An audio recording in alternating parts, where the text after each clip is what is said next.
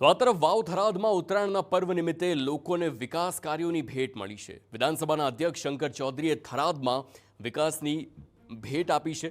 થરાદ નગરપાલિકાનો હવે આ અ વર્ગમાં થશે સમાવેશ તેમ શંકર ચૌધરીએ જણાવ્યું। શંકર ચૌધરીએ કાર્યકર્તાઓ સાથે ઉત્તરાયણ પર્વની પણ ઉજવણી કરી છે।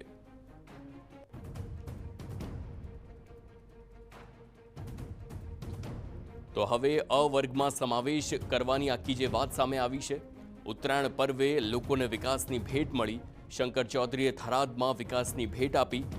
નગરપાલિકાનો હવે અ વર્ગમાં સમાવેશ થશે તેમ શંકર ચૌધરીનું મોટું નિવેદન અને સાથે જ ઉત્તરાયણ પર્વની લોકોને ઉજવણીની શુભકામનાઓ આપી।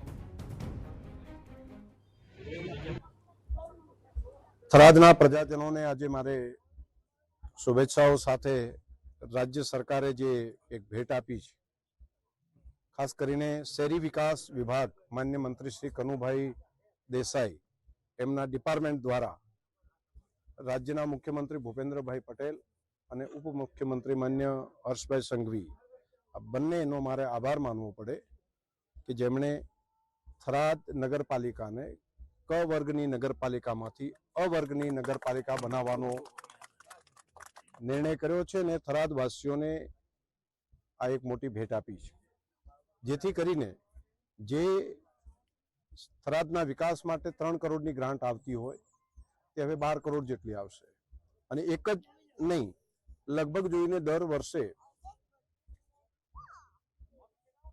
25 કરોડ કરતાં વધારાના નાણાં એક જ વર્ષની અંદર વધારાના જે પહેલા આવતા હતા એના કરતાં આવશે, જેથી વિકાસનું કામ ખૂબ તેજ ગતિથી થશે।